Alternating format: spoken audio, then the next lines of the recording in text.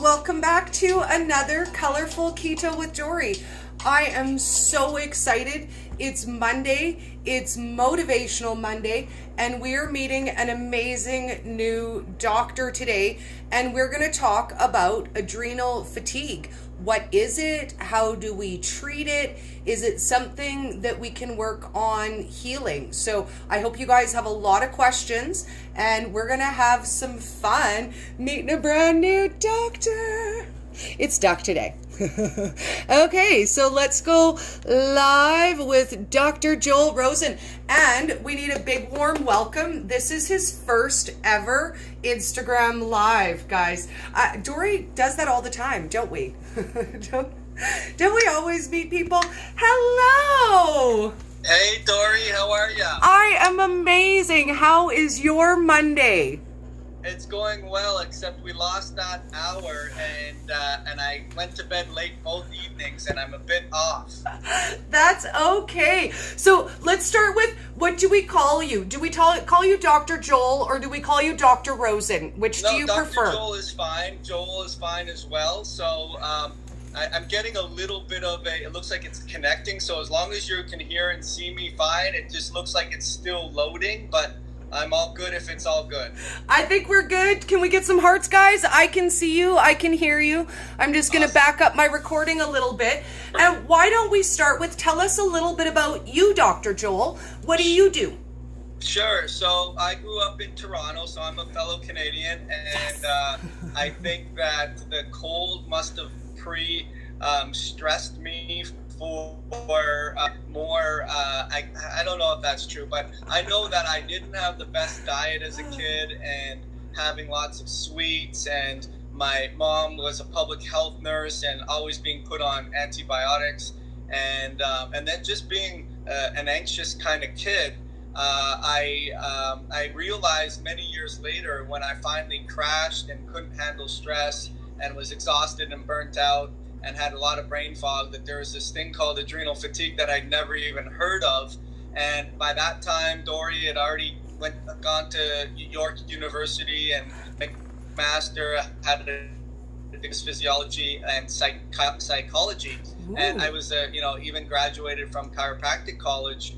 And not to brag, but just to say I knew a lot of the healthcare arena of information, but I hadn't heard about this phenomenon called adrenal fatigue. And once I read a book about what it was about and saw my picture as I joke around in the pages of the book, when I didn't even know I offered my picture, it described me to a T. And here was this thing I'd never even heard of, that I felt that I was aware of what health was about. And so that kind of started my whole passion of what I do now, where I help people who've recently understood that what they're suffering with is real, it's legitimate, and it impacts them at much more of a level. And that's what my job is now to do, Dory, and I do that across the world with patients in New Zealand, Indonesia, Norway, all over the world now. So let's start there, because not only just you, a lot of people don't know what adrenal fatigue is. It's some kind of sorcery, right?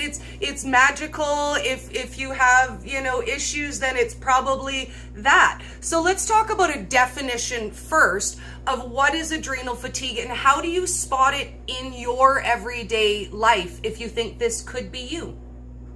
Sure. So there's a black and white medical definition, and it's called adrenal insufficiency. And what it is it's an autoimmune phenomena called Addison's, where if you have a stimulation from a test called an ACTH stimulation test. ACTH is the hormone that the brain releases that tell the adrenals to make cortisol and other hormones. If you give that message, and the adrenals don't make or mount an acceptable amount of response, then that is true adrenal insufficiency in the medical model. And however, what the problem with that is in a black and white, all or none model, there's no shades of gray. So even though your adrenals may still mount a minimal response, and it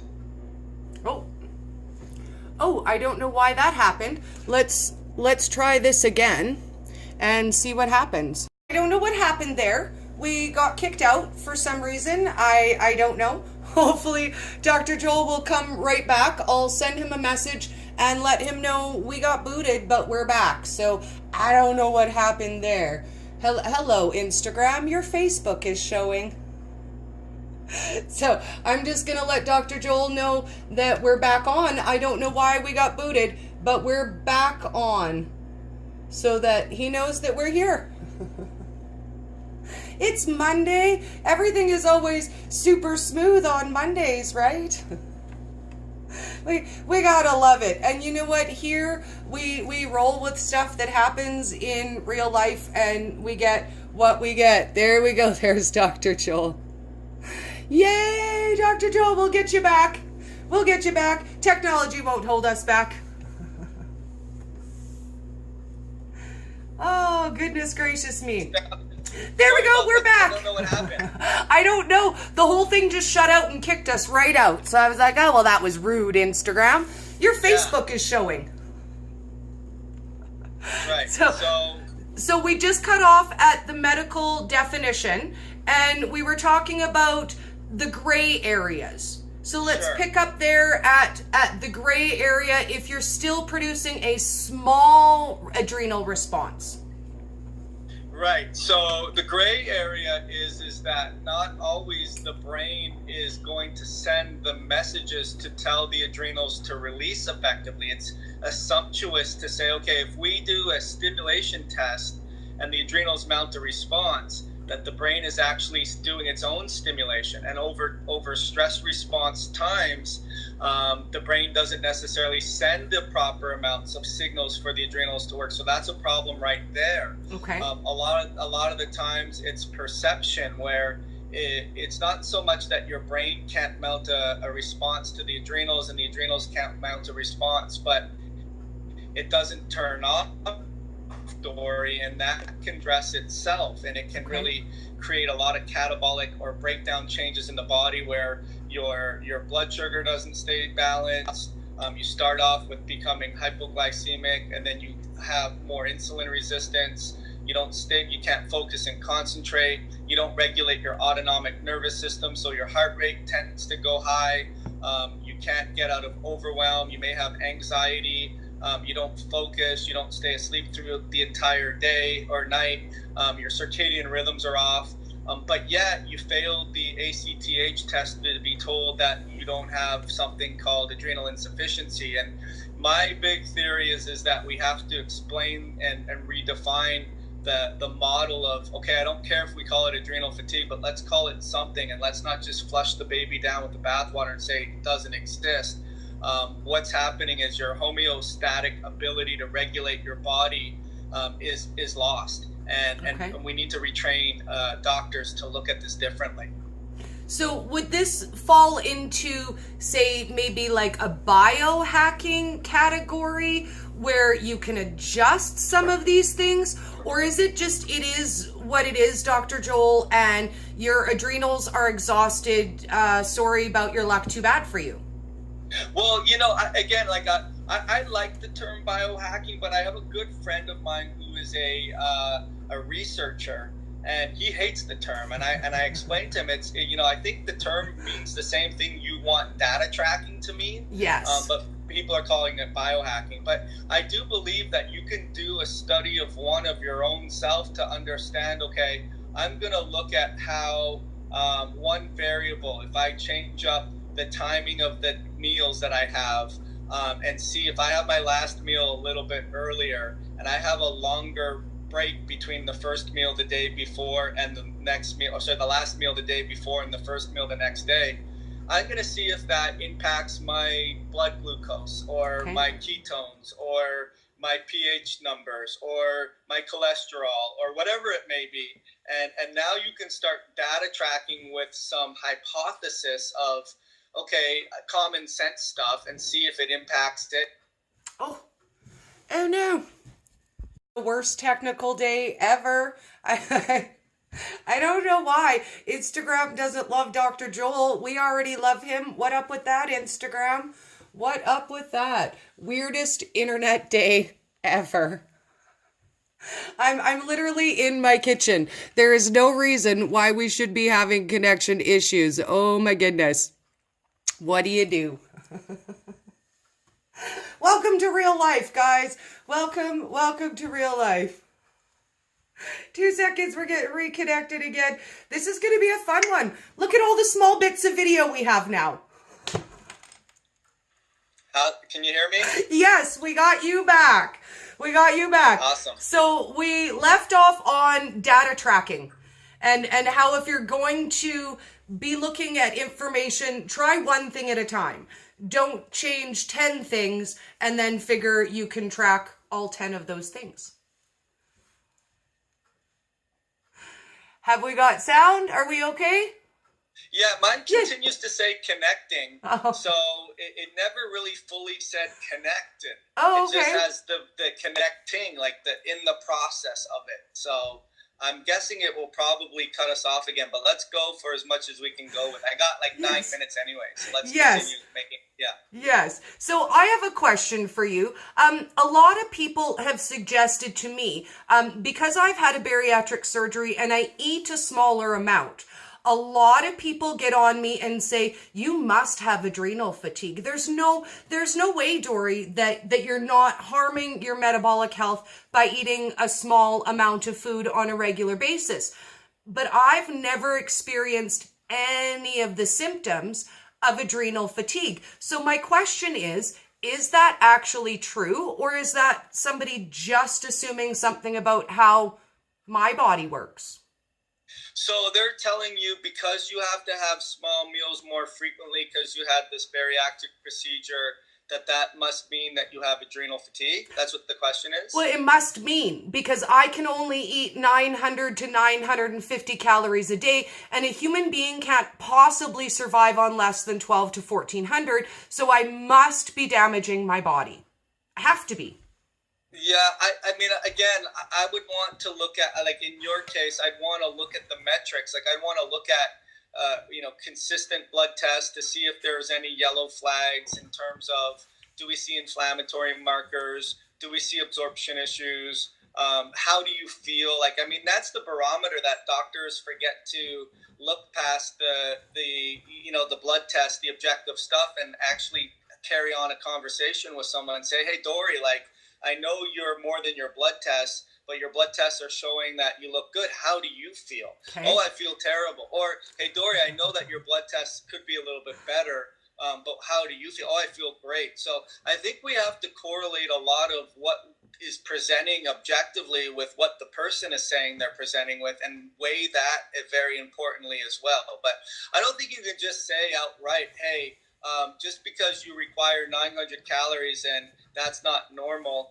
I don't think you can say you have an adrenal fatigue problem based on that. I would want to look at objective testing. I'd want to look at adrenal testing and saliva or urine test or blood work. So I don't know if you can make any blanket statement just based on someone's tendencies of way they eat. Oh, I'm so excited. That's my favorite thing that people say to me, that I've been waiting to get a doctor to say they're wrong.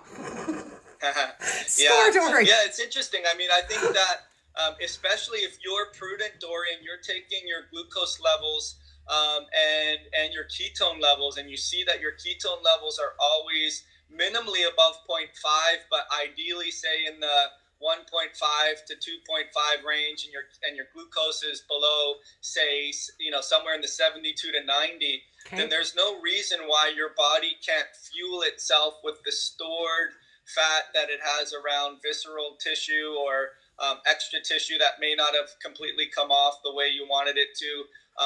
And our body is designed to be able to fuel itself on nutrients based on its stress response. If there's more food available, it can do it. If there's less food available, it can do it.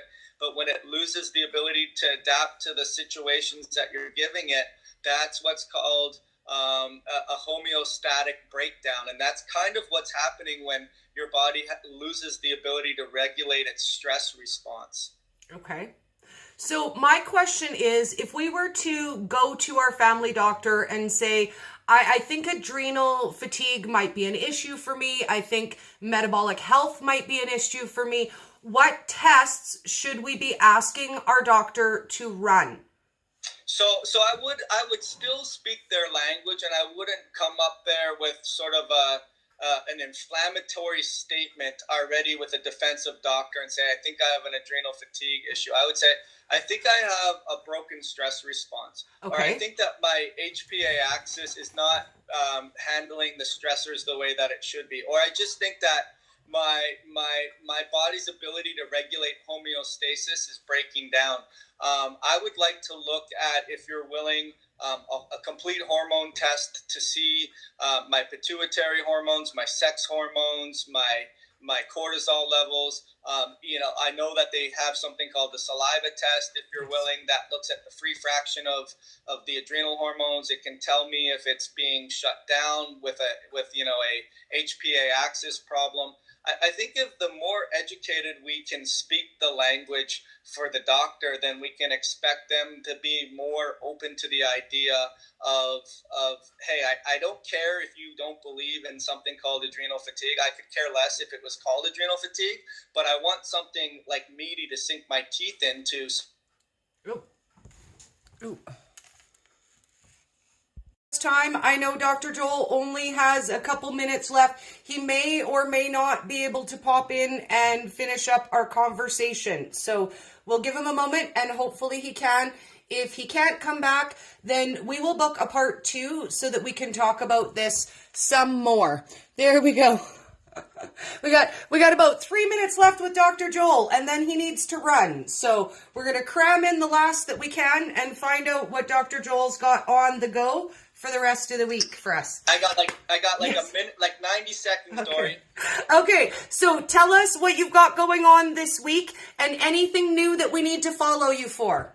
Sure. Actually, thank you so much. A doctor friend of mine, Dr. Thomas, and I are putting together a preview for what's called an MTHFR crash course.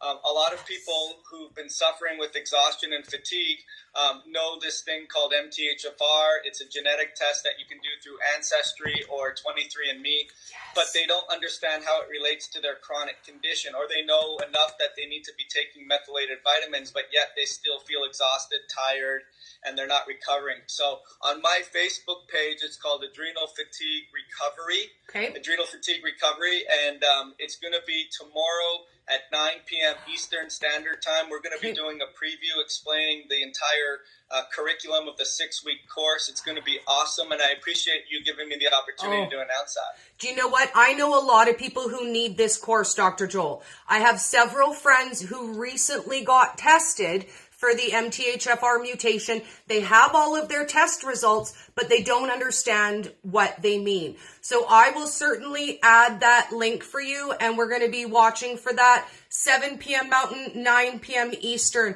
And whenever you have time, Dr. Joel, let me know when we can do a part 2. You're amazing. Yeah, absolutely. Yep, absolutely. I'll try. I'll be out of the office. I have a feeling it's something to do with my office here, Dory, but I got to run. And I appreciate the opportunity, and I look forward to doing part 2.